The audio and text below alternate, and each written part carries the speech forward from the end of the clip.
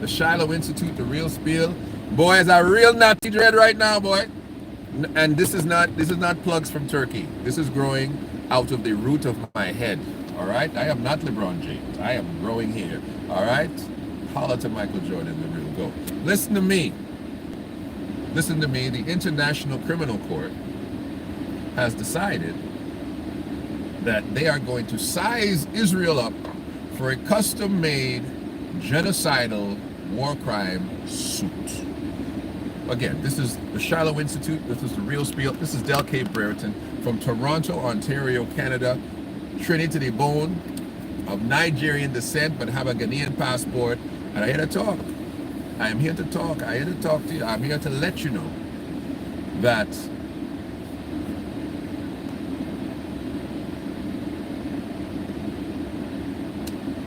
it's a Cat Williams kind of year. Listen, before I get into it, I have to say it like this. Holler out to all the real spielers, Adi Al-Katani, the Spice Man and the Spice of Life, Yvonne, and everyone who will come on here in a minute. I gotta say this. Don't be afraid to call out what you see. Do not be afraid to stand up to the powers that be. I didn't want it to rhyme, but it's just me. I want to let you know that sentiments against Israel right now are not popular in some circles. I want to let you know that sentiments for Israel right now are extremely unpopular. You can't win out here, but all you can do is call out what you see. You got to call out what you see. And I'm here to let you know, I'm here to call out what you see. Unmuzzled, unsullied by sponsorship. I don't have any allegiances. Nobody's putting no money in my bank account. Nobody's telling me what to say. I tell me what to say via the Holy Ghost. And I let you know. When Africa, and I posted something, you want to go look at my post, you want to go look at this African lawyer who speaks on Israel's war crimes and genocidal attempts and genocidal behaviors, what he refers to it as. When Africa begins to talk, I'm going to tell you something the world has to listen. Before I pile on and jump on, and some of you might think I'm playing both sides. I don't have no side. I don't have a side. I don't have no side. All I have is what I see. Right? All I have is what I see. October the 7th, Hamas decided to retaliate to the occupation of Gaza by Israel in an extremely violent way. The allegation against Israel is that their occupation has been violent, their occupation has been deadly, their occupation has been egregious, and that Hamas's retaliation on October 7th was as a retaliation of what they perceive as being Israel, being an apartheid nation. This is the allegation of Hamas. Israel refers to those individuals of October 7th to be baby killers, the individuals who came to kill children and women, and they refer to them as human animals. This is not me. This is Netanyahu. This is members of the Knesset. This is members of government. This is members of the military.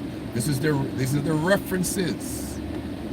Israel clearly has an agenda to eliminate every Palestinian from the Gaza Strip. Israel has an agenda to eliminate any notion or probability of a two-state solution in that region. Israel is no longer interested in tolerating what Netanyahu refers to as guests in their country, the Palestinian. Israel has said in multiple forums, in multiple settings, that there are no such thing as uninvolved civilians in Palestine.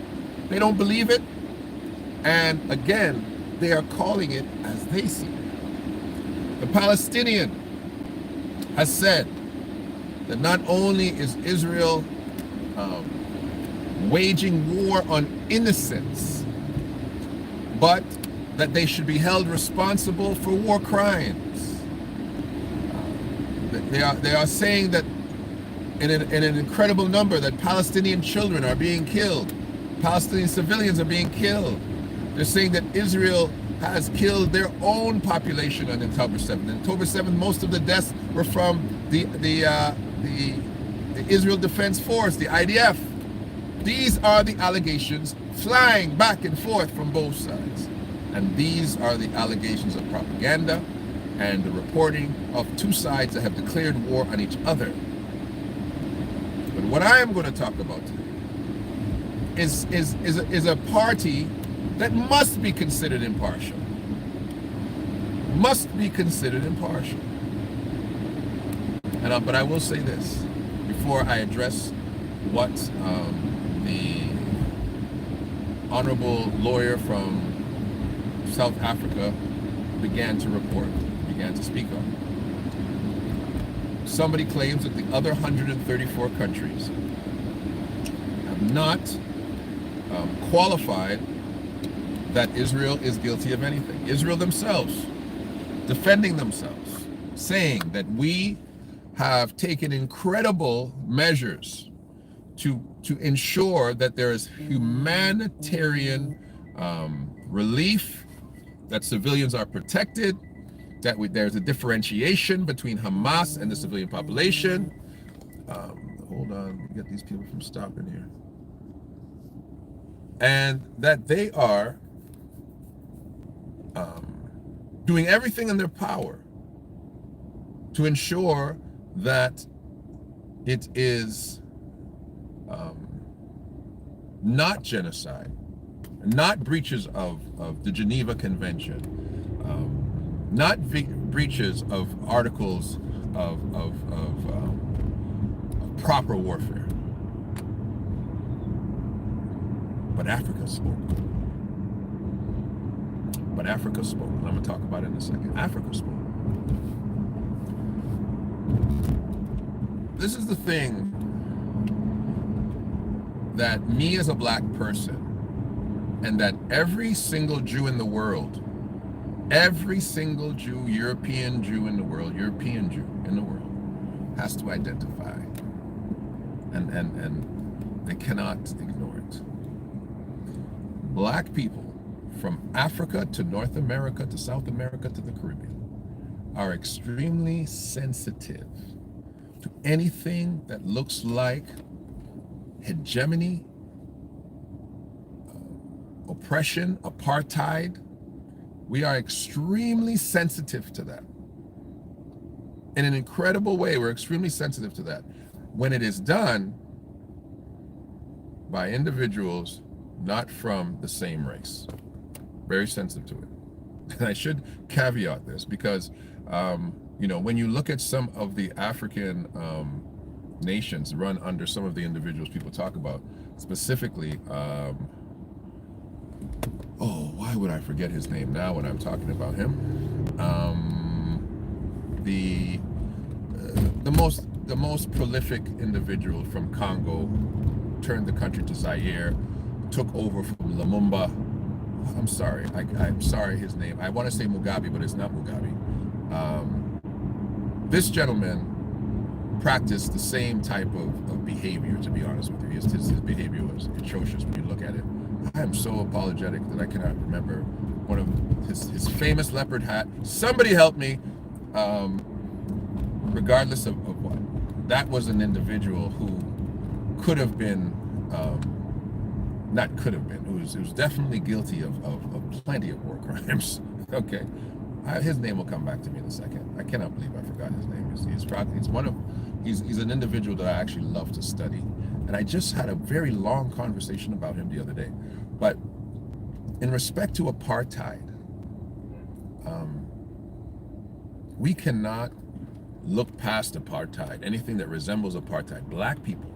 And I said to a friend of mine today, an Orthodox Jewish friend of mine, I said, brother, never in modern history, even since the time of Adolf Hitler, has there been such a worldwide potential for anti-Semitic feelings from individuals who normally would not be like that. And the black community now is a tinderbox, for anti-Jewish sentiment based on this war. And I believe so, because what we are being shown and how it is being structured now is being structured as a apartheid system, as a colonizer who is trying to genocidally remove the indigenous individual. If the Palestinian was simply just Muslim, some of the world would take it. But the fact that the Palestinian is not only Muslim, but actually makes up for a variety of Christian Palestinian, Islamic Palestinian, and otherwise, the world has, because of ISIS and because of other things, the world has become very used to the painting of Islamic extremism as something that's tolerable for genocide. The world's being very comfortable with that. But now, when this is not just Muslims you're wiping out, you're not just wiping out Muslims.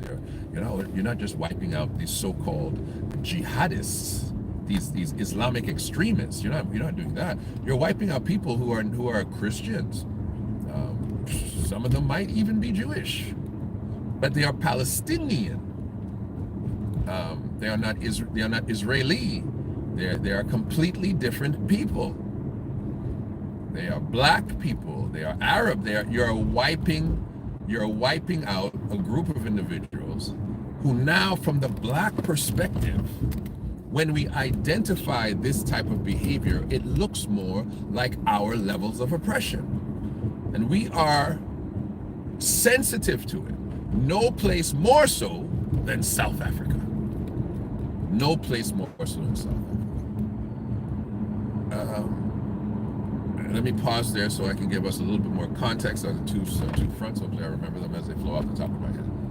The Shiloh Institute, as constructed from when I got involved with the founder and other members who are trying to do something that's very different than what I am doing now. But they wanted a bridge between the African American and the Jewish community of America and the Jewish community of Israel, and even the Jewish individuals in Africa. They wanted to bridge this gap via education, exposure, conversation, and dialogue, and cause now a unity. They were trying to repair some of the damage done by the conversations in respect to Kyrie and Kanye West and all these things. And it was an older conversation even than that, but that was the agenda.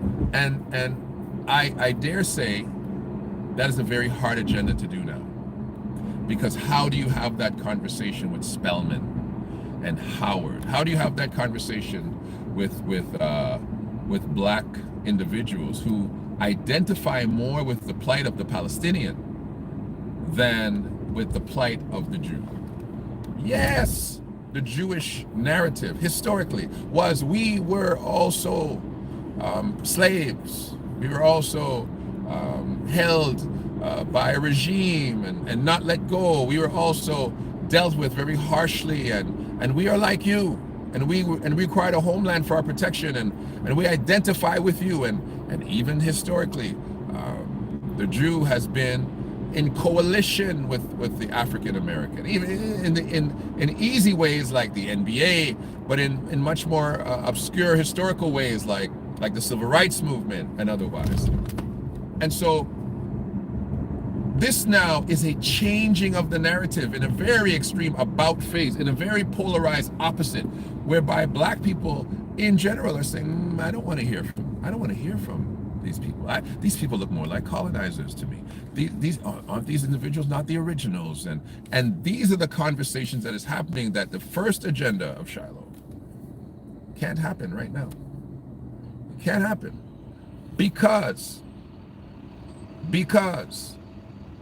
you can't say what has to be said unless you're from South Africa. Uh, that's not his name. No, that's not his name, Yvonne. He is the first prime minister of Congo, and then he turned it to Zaire. Somebody Google that name for me. That's his name. I can't. Jeez, Mambutu is his name. Mambutu. His name is Mambutu. I can't believe I forgot this guy's name. Mambutu is his name. Thank you for jogging my memory. So this conversation can't be had, especially by the African American, because Africa is speaking.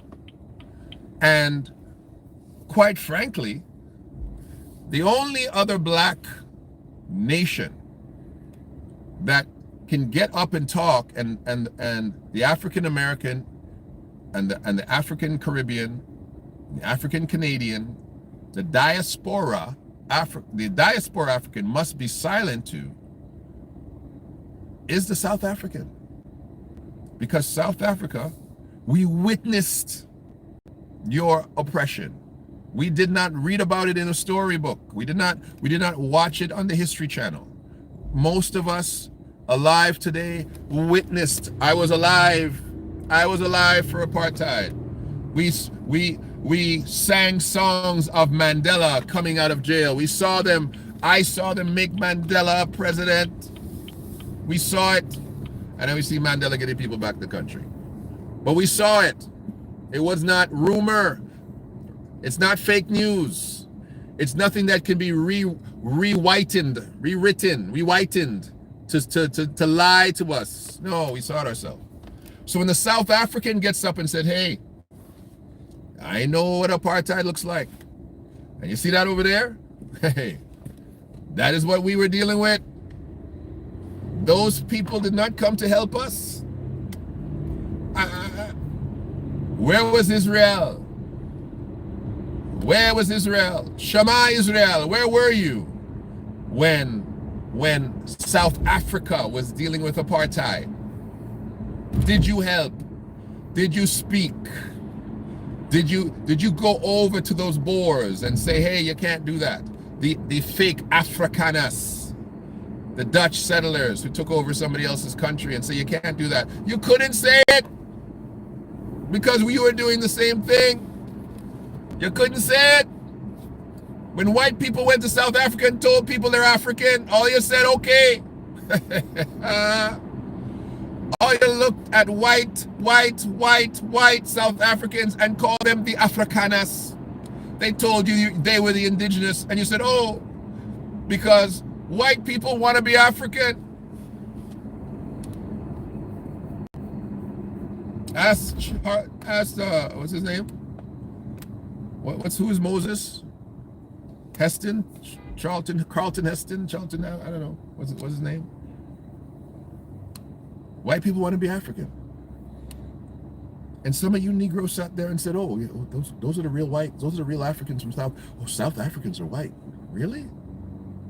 South Africans are Indians. Really? Lumumba was the leader who initiated, and he was actually the first president. That is true. He was the first president. But Lumumba put in place a very smart person to run his army, and that person was Mambutu. But Mambutu was a spy. He was a plant from Europe, and to anybody who knows anything about running a country, you don't give nobody control of your army. And they made Mambutu a general in the army, and that was it. Country was finished. Lumumba was dragged, beaten, and Mambutu had the nerve to later on in his life embrace Lumumba, but he had Lumumba killed. Oh my gosh! You gotta look. There's a wonderful video, an African video, on the story of Mambutu on YouTube. Actually, it's actually a very detailed video. But Mambutu was a serious guy. He was a spy. It was a setup. The whole thing was a setup. Mambutu was a plant by Europe to keep the to keep Congo open for business. And Mambutu was worshipped as a god in Congo. He couldn't go wrong. He was in with the Russians, he was in with the Chinese, he was in with the British, he was in with the Americans. He was keeping the bank open, the ground open for exploitation. Anyway, getting back to where I was. When you have South Africa identifying that what is taking place in Israel is apartheid, and Israel cannot really defend itself and say South Africa is an enemy and South Africa has any type of agenda. South Africa is just calling it like they see it.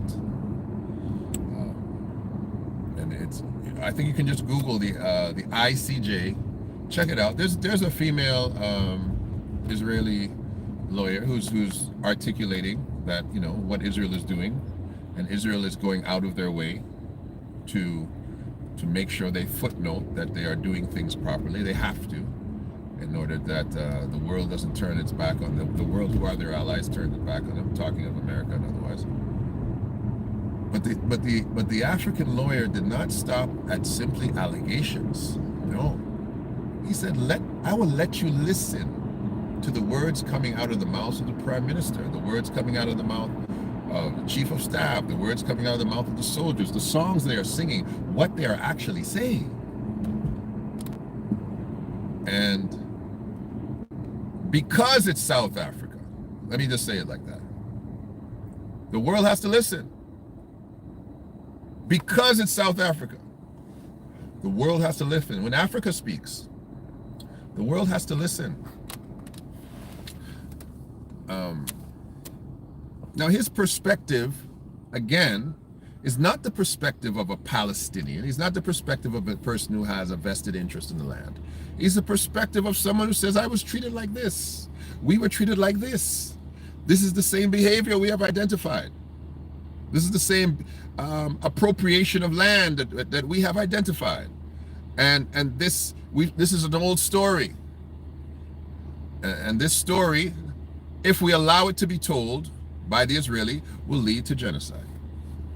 Now, that's one side. This is the other side. Okay? I really hope the people who hear the other side hear the first side, because they're going to say I'm one-sided. Israel believes that this is a holy war. Israel believes that this is the time to rid the land of the Amalekites. And the soldiers are singing it to a very catchy tune, by the way. It's very catchy. Hebrew is, I don't know what it is about Hebrew. When people sing Hebrew, like, it's like Hebrew rhyme with everything, boy. There should be more Hebrew rappers. I don't know. But it's very catchy. And they are singing that they will eliminate all Amalekites, that there's no uninvolved civilians. They're leaving their land, and they're only coming home to victory, and to eliminate the Amalekites. And this is rhetoric that is being carried out, that these individuals are Amalekites, the ones that came out to deal with them, and the ones who God said, lick them off the land, kill them all. When you now adopt this religious absolutionist perspective, and you abandon a secular mind that has this pie in the sky mentality of world peace. World peace will never happen. There's no such thing as world peace. It's a lie. It cannot happen. There's no peace in heaven. How can you have peace in the world? Heaven didn't have peace. God didn't have peace in heaven. God had war in heaven. So if God had war in heaven, you want to have peace on earth? Listen to me. I don't know what world you're living in, but if the Almighty couldn't get peace in heaven, how are you going to get peace down here? The only way to get peace down here is what we talk about in the end, when there's a new heaven and a new earth, and Christ sits as King and Lord and God in the earth. But now, there ain't no world peace in here. No. And Israel sees that the land that was never totally taken over, How many people dropped the ball? Joshua dropped the ball. Saul dropped the ball. So Solomon dropped the ball. So many individuals dropped the ball and did not eradicate these groups of individuals from the land. And they feel they are now dealing with the fulfillment of Scripture. And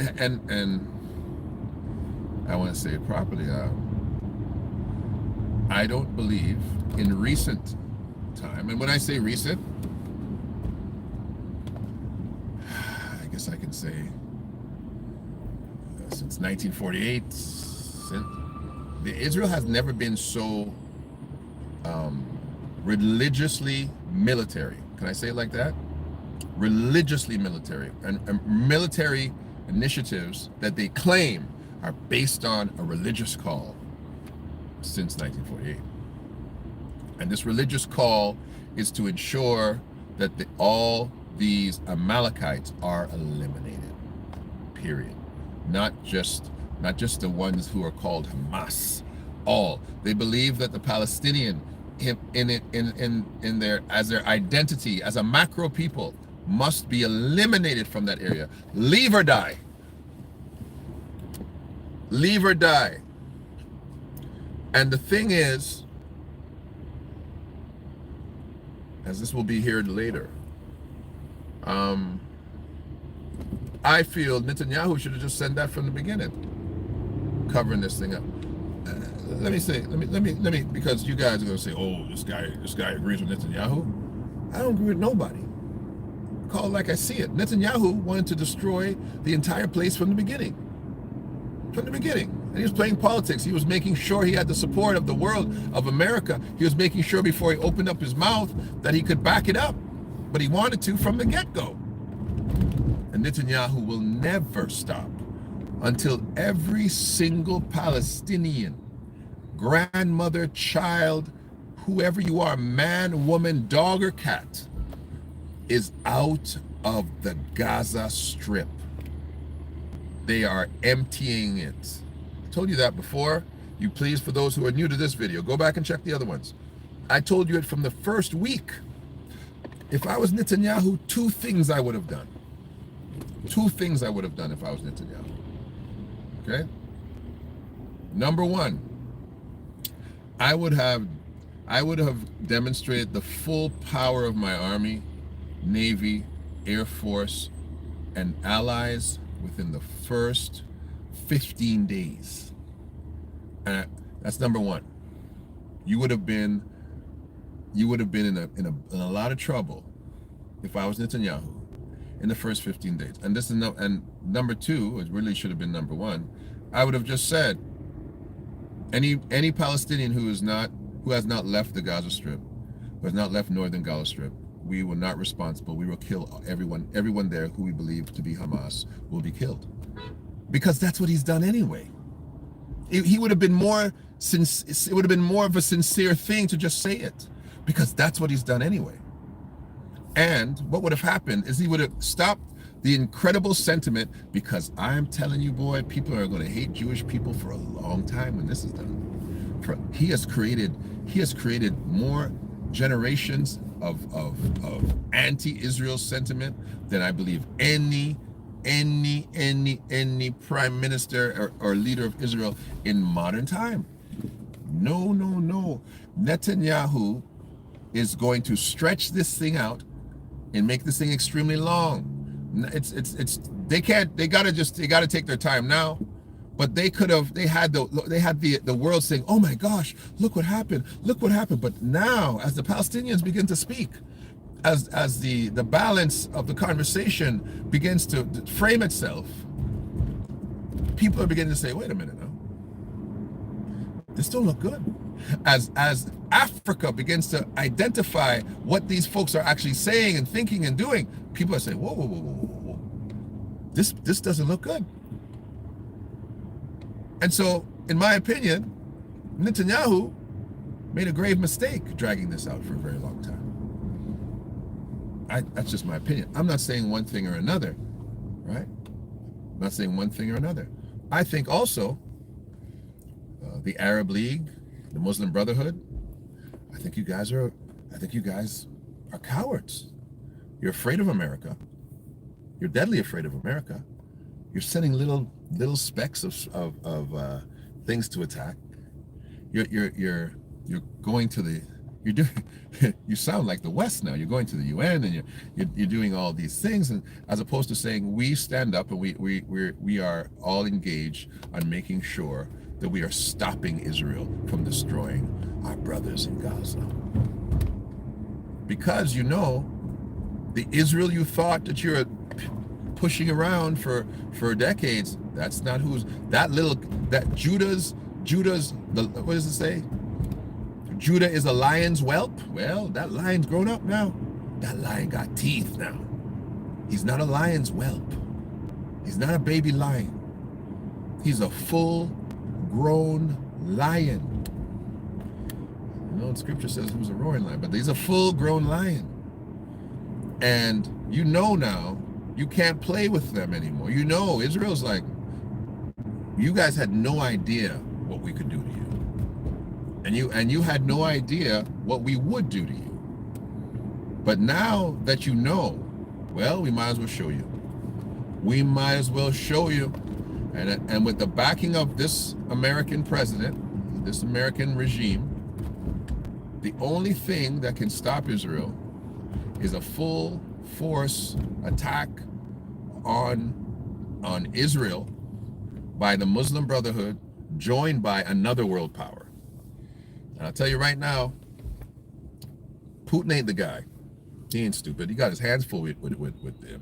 He got his hands full with his own brothers over there in Iraq, or Ukraine rather. I said Iraq, Ukraine. He got his hands full in the Ukraine. He got his hands full with that. He had no idea that Ukraine was going to put up a fight like that, right?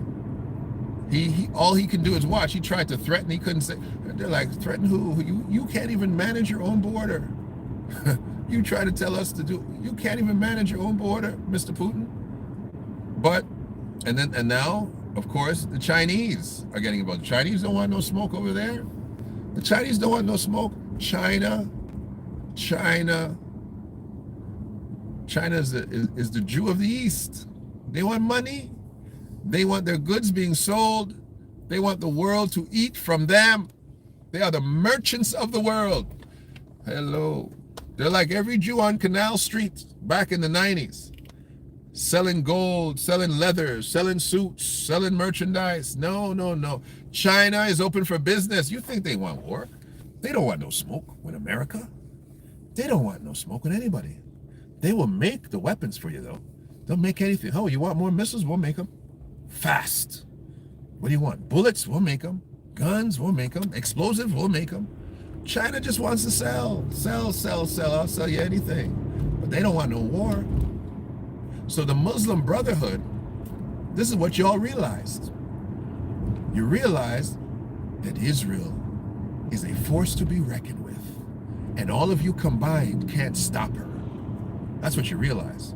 You realize that you've been pushing around a little skinny guy, you know, Yetzel. Yetzel's been pushed around, and now Yetzel's Samson. You can't push that dude around no more. He's coming for your behind. And Israel realizing, you know, after you get in a fight and you're fighting for a couple minutes and you're kind of nervous at first because you're really not used to fighting, but you realize you've been working out and you've been training, and your kung fu's better than theirs. And you're like, I'm about to whoop your behind. I'm gonna take my time doing it. I'm gonna make you suffer doing it because you came for me.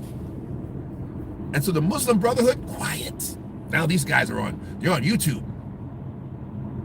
Now you're calling Israel a terrorist. When you guys used to be the ones showing up, blowing up stuff. You want to see blowing up? I'll blow you up. So this whole thing has changed. But Africa's talking now. Africa's talking.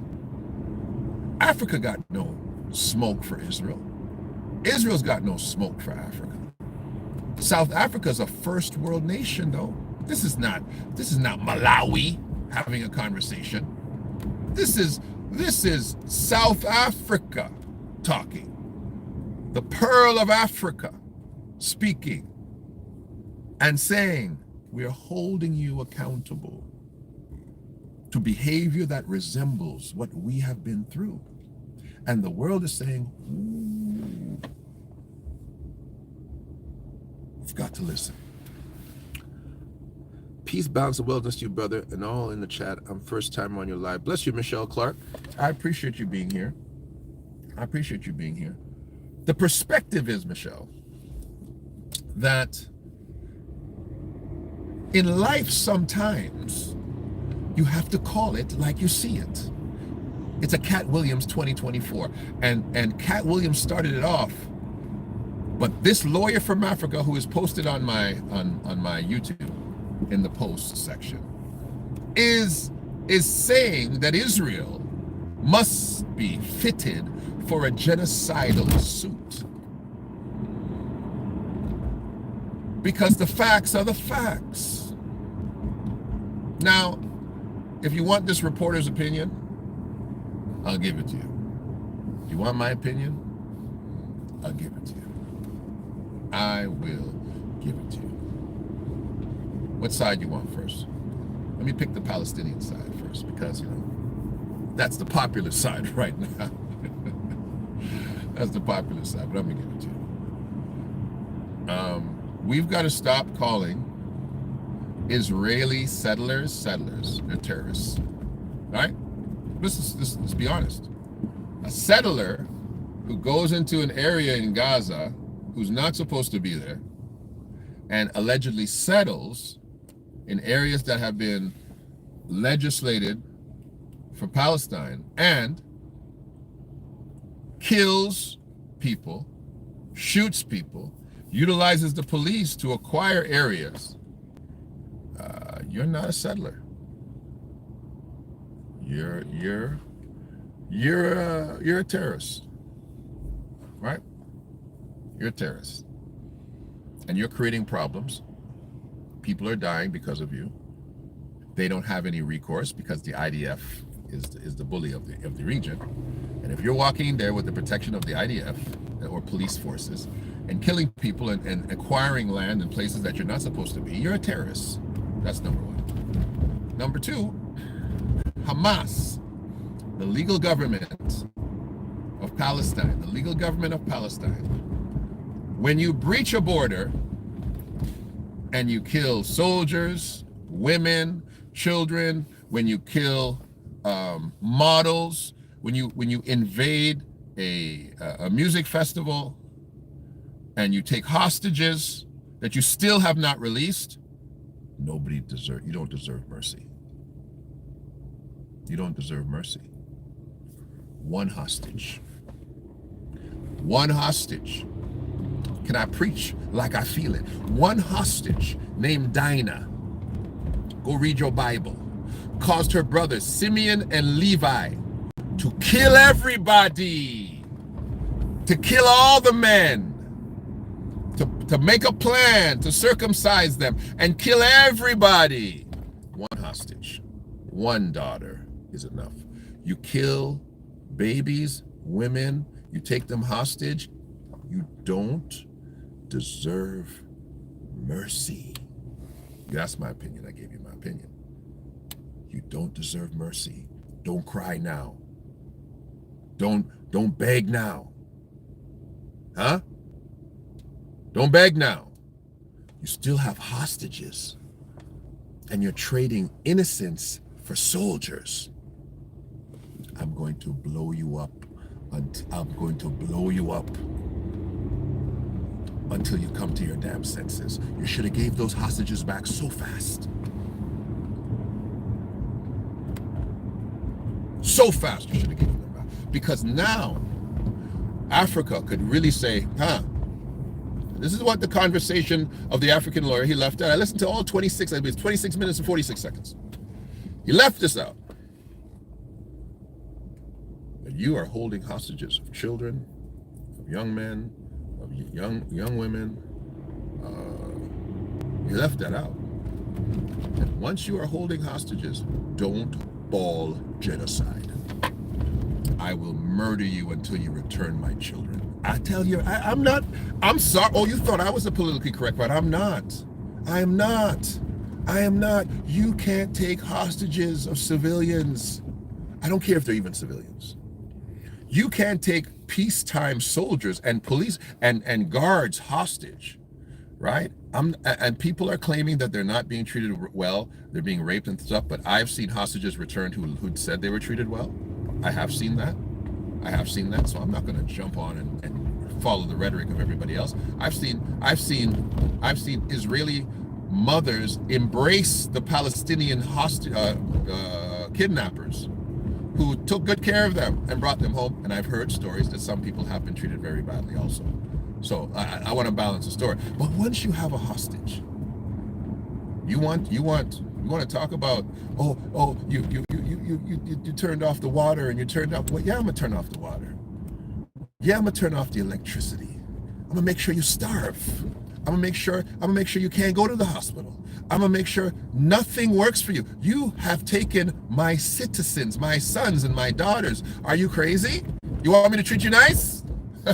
You want me to kill you? You want me to kill you humanely? No.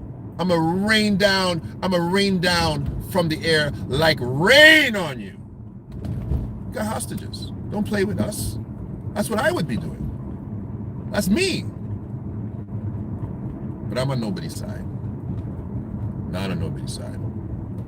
But I gotta call it like I see it. I gotta call it like I see it. You have acquired people's land. You are not indigenous to the area, Ashkenazi, Sephardic Jew. You're not, you know that. You can say everything you want. You're not indigenous to the area. Jewish people, Israelites are indigenous to the area, but you are not. You are not. You are now Jewish. You are Jewish. You are Israeli.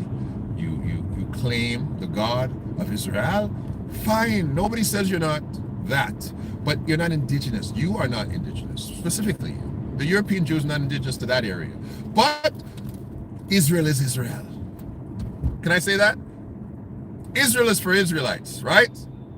Israel, is for anyone that claims the God of Moses. The land is the land that belongs to the descendants of Abraham through Isaac and through Jacob and to all, even the strangers who claim that God. So, but you're not indigenous. And because you're not indigenous, you have problems. And you've also not welcomed those who were indigenous who decided to come back. You've also told black Jews, they are not citizens, that they must convert. How dare you? How dare you? How dare you hold yourself to a lower standard? I call it like I see it. I call it like I see it.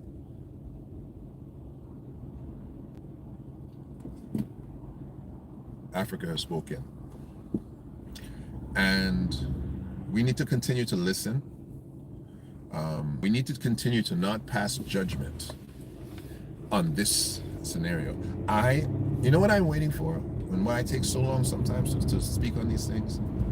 Because I want to see the mind of God and prophecy work itself out. I don't want to talk too fast and outsmart myself. I'm watching this. I'm seeing how this is playing itself out, and it is quite revealing. If there's any place on the earth, and this is a question, this is a proposition, but if there is any one place in the earth where God is not playing, it's in that little that little strip of land right there. If there's any place in the earth that God is not joking around, it's there. You can play for a while. You can do it wrong for a while, David. But when you cross over Nacon's threshing floor, Do you know that allegory? David was carrying the ark into Israel, but he was carrying it being pulled by oxen, and it was on an oxen cart. And a young man by the name of Ohio and Uzzah and their father, who had kept the ark the entire time, they attended to the ark, they put it on the cart, and they started to go. And David was having a good old time. God was doing nothing to David, nothing to Uzzah, nothing to Ohio, nothing to the father, nothing to the oxen, nothing to the people, until it reached Nacon's threshing floor. And the Bible says, and the ark shook, and Uzzah put his hand on it to stabilize it, and he was struck down there. And the Bible says, and David was afraid of the Lord in that place. The party stopped, because God will play with you until you reach to your Nacon's threshing floor moment. And then it's no playing, it's lick your down. That's how Jamaicans say it. The Trinidadians say, lick you in your backside.